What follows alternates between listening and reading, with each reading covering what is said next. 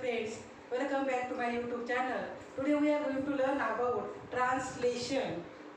आजच्या व्हिडिओमध्ये आपण मॉलिक्युलर बेसिस ऑफ इनहेरिटन्स या चॅप्टरमध्ये आपण पुढचा व्हिडिओ घेत आहोत. आजच्या व्हिडिओमध्ये आपण ट्रान्सलेशन ही जी प्रोसेस आहे याचा इंट्रोडक्शनचा भाग पाहणार आहोत. आणि जो पुढचा व्हिडिओ असेल त्या व्हिडिओमध्ये आपण या ट्रान्सलेशनचे जे 3 स्टेप आहेत ते शिकणार आहोत.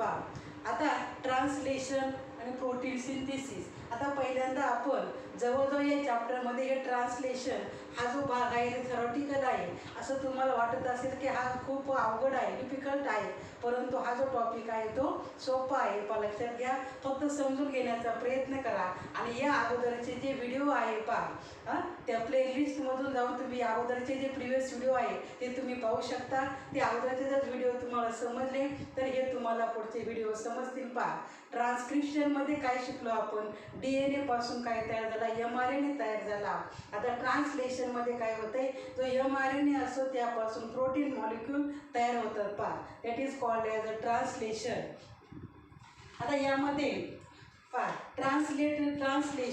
ट्रान्सलेशन म्हणजे काय, त्यामध्ये ट्रान्सलेट आहे. त्यामध्ये जे जेनेटिक इन्फॉर्मेशन असते DNAच्या जवळ सगळ्या प्रकारची काय असते, कोणते प्रोटीन मॉलिक्यूल तयार करायचे आहे त्याची सर्व इन्फॉर्मेशन जी असते ती कोणाजवळ असते, या DNA जवळ असते. आणि मग हा mRNA, मग त्यापासून आपण DNA पासून mRNA तयार झाला तो आपण शिकलो.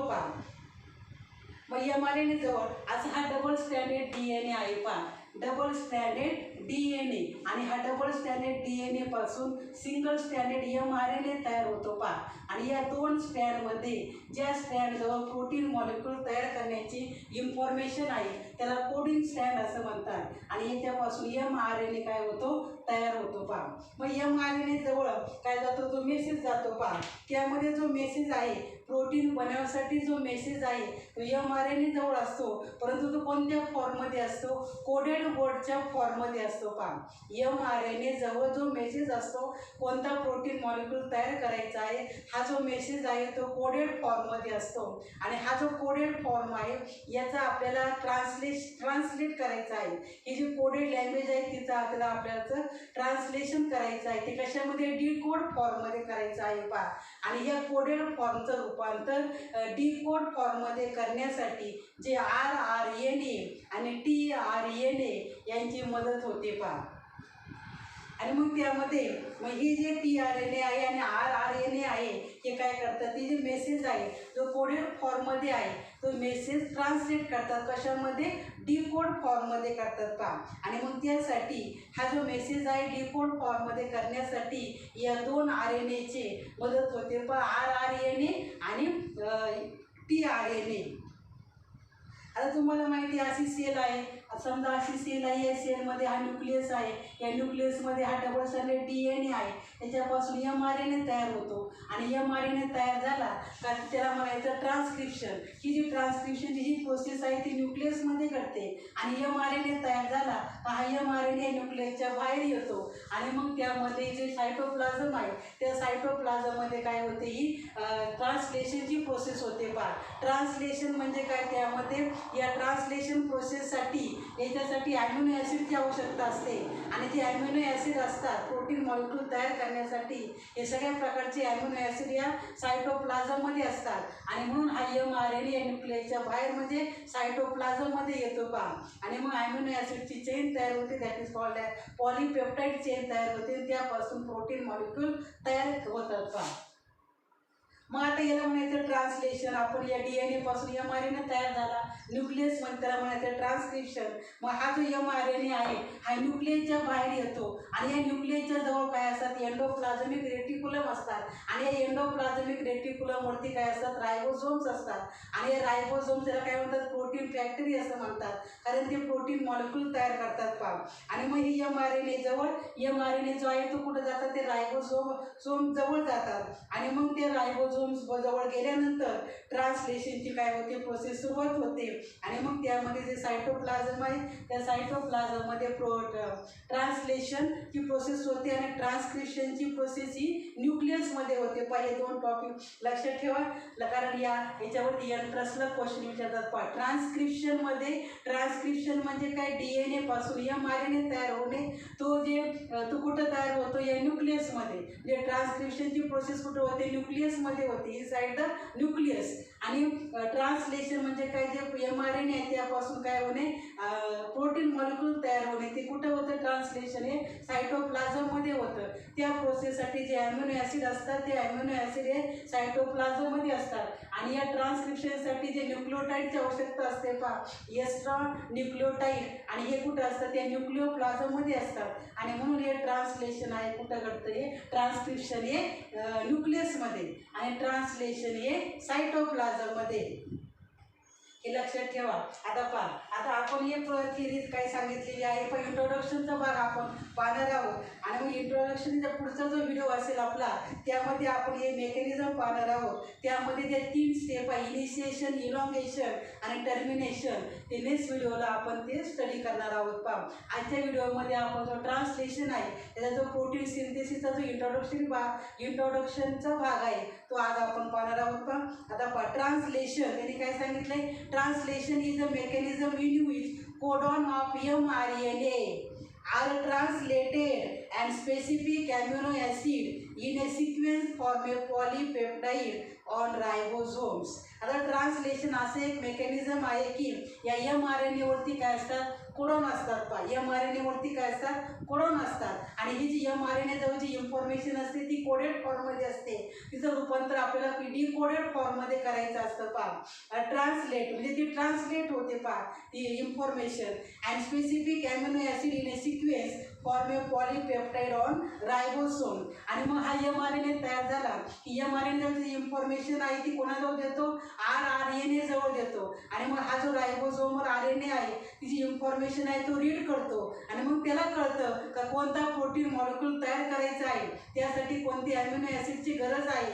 आणि मग तो जो RNA आहे ती इन्फॉर्मेशन म्हणजे तो कोणाला सांगतो, या tRNAला सांगतो. आणि मग tRNA काय करतो, जी ॲमिनो ॲसिडची इन्फॉर्मेशन मिळाली आहे त्या ॲमिनो ॲसिडला तो घेऊन येतो कोणाजवळ, या mRNA जवळ. आणि मग अशा प्रकारे ॲमिनो ॲसिड हे सिक्वेन्सने तयार होतात. त्यामध्ये पॉलीपेप्टाइड चेन तयार होते. All types of protein are synthesised by the cell within its cell. All type of protein are synthesised by the cell with म्हणजे ही सेलच्या आतमध्ये हे प्रोटीन मॉलिक्यूल असतात. बऱ्याच टाईपचे प्रोटीन मॉलिक्यूल तयार होतात. आणि त्या प्रत्येक प्रोटीन मॉलिक्यूल हे असतात या सेलच्या आतमध्येच तयार होतात. लक्षात ठेवा. आणि म्हणून या प्रोसेसला काय म्हणायचं, इंट्रासेल्युलर. आता पुढे आहे process of translation required amino acid. आता ही जी प्रोसेस आहे ट्रान्सलेशनची, त्यामध्ये कोणकोणते रिक्वायरमेंट्स आहे त्यासाठी वन सेंटेन्सचा जो क्वेश्चन असते त्यावरती एक्झामला विचारतात. ही जी ट्रान्सलेशनची प्रोसेस आहे त्यामध्ये कोणकोणते रिक्वायरमेंट आहे, कोणकोणते घटक लागतात त्यामध्ये पहिला आहे ॲमिनो ॲसिड. ॲमिनो ॲसिड हे ॲमिनो ॲसिड शिवाय प्रोटीन मॉलिक्यूल तयार होऊ शकत नाही.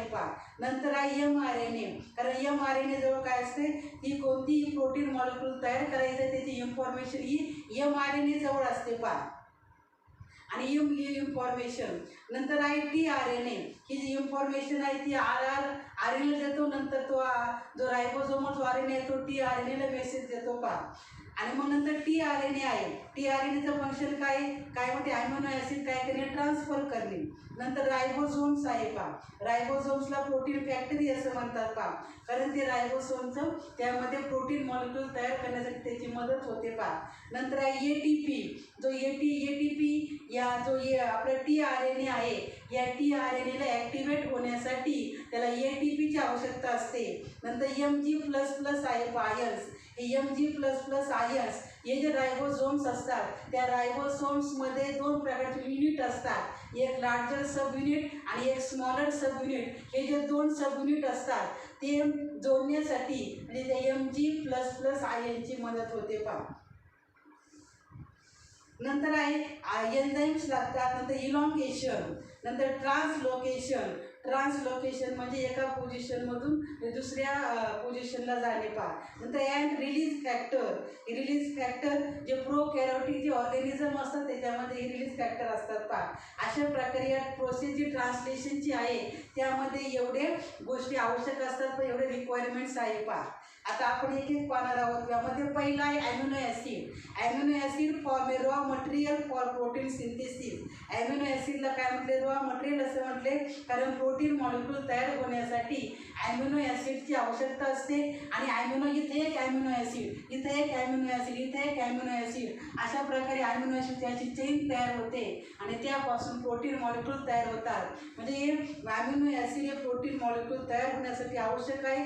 ॲमिनो ॲसिड जर नसेल तर प्रोटीन मॉलिक्यूल तयार होत नाही.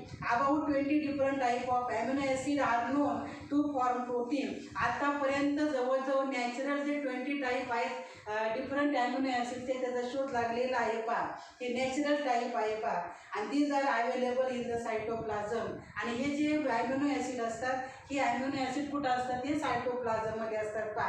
आणि या सायटोप्लाझममध्ये वेगवेगळ्या प्रकारचे ॲमिनो ॲसिड असतात. आणि मग हे ॲमिनो ॲसिडला घेऊन हा tRNA कुठं जातो? mRNA कडे जातो पहा. तर हा जर सगळ्यात महत्त्वाचा रिक्वायरमेंट आहे ॲमिनो ॲसिड.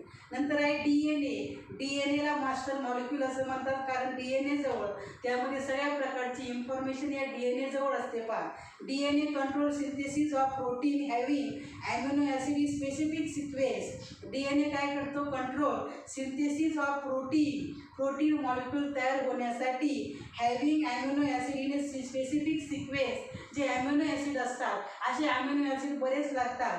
आणि या ॲमिनो ॲसिड मग कोणता ॲमिनो ॲसिड कुठं ठेवायचा आहे अशा प्रकारे याचा सिक्वेन्स ठरवलेला असतो पहा. आणि हा सिक्वेन्स ठरवण्याचं काम सुद्धा कोण करतं? हा डीएनए करतो. या प्रोटीन मॉलिक्यूल तयार होण्यासाठी पहिल्यांदा तो लक्षात ठेवा स्टार्ट कोडॉन आहे. कोणता आहे? AUG. That is the code for methionine. Methionine पासून या प्रोसेसला सुरुवात होते पहा. आणि मिथ्योनिन हे ॲमिनो ॲसिड जर आलं तर प्रोसेसला सुरुवात होते. मग पहिला जो आहे ॲमिनो ॲसिड तो कोणता पाहिजे? मिथ्योनिनच पाहिजे पहा. And this control is possible through transcription of mRNA.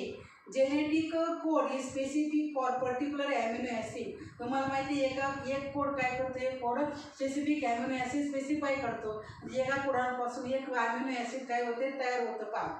Genetic code is specific for particular amino acid. आणि मग या डीएनए पासूनच mRNA तयार होतात पहा. नंतर आहे पुढे आहे RNA सर्व as intermediate molecule between DNA and protein. DNA पासून काय बनतो? डीएनए पासून काय बनतो आपण पाहिलं? mRNA काय करतो? मेसेज कोणाला देतो? नंतर rRNAला, नंतर हा पण देतो tRNAला देतो. आणि मग त्यापासून प्रोटीन मॉलिक्यूल तयार होतात पहा. म्हणजे हा जो डीएनए आहे RNA आहे, RNA सर्व as intermediate molecule between DNA and protein. यामध्ये डीएनए पासून हे 3 टाईप जे आहेत RNAचे हे तयार होतात पहा. mRNA, rRNA आणि tRNA. हे डीएनए पासून हे तिन्ही पण जे टाईप आहे नॉन जेनेटिकचे टाईप तयार होतात पहा डीएनए पासून. आणि मग हा जो mRNA आहे हा मेसेज देतो. मग त्या कोड मध्ये करण्याचं काम हे 2 करतात rRNA आणि tRNA. नंतर आहे ribosome serve as a site for protein synthesis. Protein सिंथेसिससाठी जी साईट आहे ती कोणती आहे? रायबोझोम्स आहे. Each ribosome consist of a large and small subunit. एक रायबोझोम जर आपण पाहिला त्याचे हे एक लार्ज सबयुनिट आणि एक स्मॉलर सबयुनिट असे 2 सबयुनिट असतात पहा. आणि याच्यामध्ये काय असते? जागा असते. आणि या जागेमध्येच हा mRNA असतो. आणि मग या स्पेसमध्ये काय होतात? प्रोटीन मॉलिक्यूल तयार होतात पहा. जो रायबोझोमचे 2 सबयुनिट आहे लार्जर आणि स्मॉलर. जे स्मॉलर सबयुनिट आहे त्या स्मॉलर सबयुनिटला काय होतात? जो mRNA आहे तो पहिल्यांदा त्याला काय होतो? अटॅच होतो पहा. कशाला? स्मॉलर सबयुनिटला. आणि मग हे आहे. आणि लार्जर जे सबयुनिट आहे त्याच्यामध्ये काय होतं? जो tRNA असतो तो काय होतो? लार्जर सबयुनिटला बाइंड होतो पहा tRNA. कारण tRNA त्यामध्ये 3 साईट असतात A, P आणि E साईट त्याच्यामध्ये. आणि जोपर्यंत प्रोटीन मॉलिक्यूल तयार होण्यासाठी हा स्मॉल लार्जर सबयुनिटची गरज असते तोपर्यंत तो म्हणजे ॲक्टिव्ह नसतो. परंतु ज्यावेळेला प्रोटीन मॉलिक्यूल तयार करायचे आहे त्यावेळेला तो ॲक्टिव्ह होतो लार्जर सबयुनिट आणि मग त्यामध्ये प्रोटीन मॉलिक्यूल तयार होतात तर त्यामध्ये ती subunit occur separate in cytoplasm. हे जे 2 सबयुनिट असतात हे सायटोप्लाझममध्ये सेपरेट असतात only during protein synthesis. This subunit get associated together due to the Mg++ ion. हे सायटोप्लाझममध्ये हे जे 2 सबयुनिट आहेत लार्जर आणि स्मॉलर हे सायटोप्लाझममध्ये सेपरेट असतात. परंतु ज्या वेळेला प्रोटीन मॉलिक्यूल तयार व्हायचे आहे त्यावेळेला जी प्रोसेस आहे ट्रान्सलेशनची त्यावेळेला ते दोन्ही पण सबयुनिट एकत्र येतात कोणाच्या मदतीने Mg++ आयनच्या मदतीने हे दोन्ही एकमेकाला सबयुनिट अटॅच होतात आता पुढे ribosomes has 1 binding site for mRNA and 3 binding site for tRNA. Ribosome जवळ 2 साइट आहे रायबोसोम त्यावेळेला 2 सबयुनिट आहे स्मॉलर आणि लार्जर. जे स्मॉलर सबयुनिट आहे त्याला पहिल्यांदा mRNA जो आहे तो बाइंड होतो आणि जे लार्जर सबयुनिट आहे त्याला जो tRNA आहे तो त्याला बाइंड होतो आणि मग या tRNA मध्ये देर आर 3 साइट आहे पी साइट नंतर त्यामध्ये पी साइट ए साइट आणि ई साइट अशा या tRNA मध्ये असतात त्यामध्ये जी पी साइट आहे तिला म्हणायचं पेप्टाइडेल tRNA साइट. जी ए साइट आहे तिला म्हणायचं अमिनो असाइल tRNA साइट आणि ई साइट आहे ती एक्झिस्ट साइट आहे आता हे जे 3 साइट आहे त्या 3 साइटचं आपण आता पुढे जी ट्रान्सलेशनची प्रोसेस शिकणार आहोत त्याच्यामध्ये आपण या 3 साइट विषयी आपण पाहणार आहोत परंतु हा जो पहिली जी ए साइट आहे ना त्यामध्ये पहिल्यांदा जो मिथ्योनिन जो अमिनो ॲसिड आहे AUG that is the start codon. हा जो AUG आहे हा कोणतं अमिनो ॲसिड स्पेसिफाय करतोय मिथ्योनिन आणि मिथ्योनिन अमिनो ॲसिड आलं तरच काय होते प्रोसेसला सुरुवात होते आणि हे जे फक्त अमिनो ॲसिड आहे ती डायरेक्टली काय होते पी साइटमधून येतो हे जे डायरेक्टली जे पहिले अमिनो ॲसिड आहे ना ती पी साइटमधून त्याची एंट्री होते. जे बाकीचे जे अमिनो ॲसिड असतात ते अमिनो ॲसिड काय होतात त्यामध्ये ए साइटमधून येतात लक्षात येतं या tRNA जे 3 साइट आहे ए साइट पी साइट आणि ई साइट. आता यामध्ये अमिनो ॲसिड जो आहे पहिल्यांदा मिथ्योनिन हा फक्त या पी साइटमधून येतो बाकीचे जे असतात ते सगळे त्यांची एंट्री कुठून होते ए साइटमधून होते हे नवनवीन त्यामध्ये हे tRNA त्यामध्ये जोडले जातात आणि हा जो tRNA आहे अमिनो ॲसिडला घेऊन येतो या ए साइटमधून आणि मग पी साइटमध्ये आला की तो काय करतो त्यामध्ये तिथं मेन प्रोटीन पेप्टाइड चेन तयार करायची असते मग तो काय करतो जो अमिनो ॲसिड आहे तो त्या अमिनो ॲसिड ते साइटला म्हणजे त्या mRNAला काय होतं बाइंड होतो आणि मग रिकामा जो tRNA असतो त्यामध्ये अमिनो ॲसिड निघून जातं आणि मग राहिला एम्प्टी tRNA आणि हा जो एम्प्टी tRNA आहे तो काय होतो या ई साइटमधून काय पडतो बाहेर पडतो अशा या 3 साइट आहे. आपण जी पुढची प्रोसेस पाहणार आहोत त्यामध्ये आपण या साइट पाहणार आहोत डिटेलमध्ये आता फक्त लक्षात ठेवा पहिला स्टार्ट कोडॉन आहे मिथ्योनिन याची फक्त एंट्री या पी साइटमधून येते बाकीचे जे असतात हे tRNA जे अमिनो ॲसिडला घेऊन येतात ते ए साइटमधून येतात आणि मग त्या पी साइटमध्ये ते अमिनो ॲसिड mRNAला बाइंड होतात आणि मग रिकामा राहिलेला जो tRNA आहे तो या ई साइटमधून काय पडतो बाहेर पडतो अशा प्रकारे या 3 साइट आहे. Only first tRNA amino acid complex directly enter P site of ribosome. याने सांगितले पहिला जो tRNA आहे amino acid complex directly form P site of ribosomes त्या पी साइटमधून त्याची एंट्री होते आता पुढे त्यामध्ये in eukaryotes a groove is present between the 2 subunit of ribosome. हे रायबोसोमचे जो 2 सबयुनिट असतात लार्जर आणि स्मॉलर त्याच्यामध्ये स्मॉल एक गॅप प्रेझेंट आहे याच्यामध्ये काय आहे असा गॅप प्रेझेंट आहे पूर्ण अशी एकमेकाला ते जॉईन नाही आहे त्याच्यामध्ये थोडी अशी जागा आहे यासाठी या mRNAसाठी आणि हा जो ग्रूव आहे म्हणजे गॅप आहे ते त्याला याच्यामध्ये हा गॅप प्रेझेंट असतो त्याला ग्रूव असं म्हणतात आणि कशासाठी असे जे प्रोटीन मॉलिक्यूल तयार होतात त्या प्रोटीन मॉलिक्यूलला प्रोटेक्शन याच्यामध्ये राहतं पहा. It protect the polypeptide chain for the action of cellular enzyme पासून त्याचं प्रोटेक्शन राहते. And also protect mRNA for the action of nucleases. mRNAला कोणतं एन्झाईम अटॅक म्हणजे ॲक्शन घेऊ शकतं, न्यूक्लियस अटॅक करू शकतो. परंतु यापासून सुद्धा या जो गॅप प्रेझेंट आहे त्याच्यामध्ये त्याचं काय होतं, प्रोटेक्शन होतं पहा mRNAचं. तर अशा प्रकारे जे ट्रान्सलेशन आहे प्रोटीन सिंथेसिस आहे त्या प्रोटीन सिंथेसिसमध्ये आपण जो इंट्रोडक्शनचा भाग आहे तो आजच्या व्हिडिओमध्ये आपण कंप्लीट केलेला आहे पहा. आणि जे ॲक्च्युली जी प्रोसेस आहे ती आता आपण नेक्स्ट व्हिडिओमध्ये पाहणार आहोत. त्याच्यात 3 स्टेप आहे, त्यामध्ये इनिशियल, इलॉंगेशन आणि टर्मिनेशन. एवढं लक्षात ठेवा. याच्यामध्ये इंट्रोडक्शनमध्ये आपण काय काय शिकलोय ते लक्षात ठेवा. त्यामध्ये 3 साईट आहे, त्यामध्ये कोणकोणते रिक्वायरमेंट असतात, त्यामध्ये महत्त्वाचा घटक ॲमिनो ॲसिड आहे, नंतर DNA आहे, नंतर त्यामध्ये RNA आहे, नंतर त्यामध्ये रायबोसोमचे 2 सबमिट आहे, लार्जर आणि स्मॉलर. त्यांच्यामध्ये जो गॅप प्रेझेंट असतो पहा त्यामध्ये mRNA असतो आणि त्या mRNAचं प्रोटेक्शन होतं पहा. त्यावर कोणतंही एन्झाईम त्यावरती अटॅक करू शकत नाही पहा. नंतर रायबोसोमचे 2 सबयुनिट आहे, त्यामध्ये जे स्मॉलर सबयुनिट आहे त्याला पहिल्यांदा mRNA बाइंड होतो, नंतर मग mRNA आणि लार्जरला tRNA बाइंड होतो पहा. त्या tRNAमध्ये त्या 3 साईट आहे पहा. तर अशा प्रकारे आजचा जो टॉपिक आहे इंट्रोडक्शनचा भाग आपण कंप्लीट केलेला आहे. आणि नेक्स्ट व्हिडिओमध्ये जे आपण त्या प्रोसेस आहे त्यामध्ये 3 स्टेप हे शिकणार आहोत पहा. तुम्हाला जर हा व्हिडिओ आवडला असेल तर व्हिडिओला लाईक करा आणि चॅनलला सबस्क्राईब करा.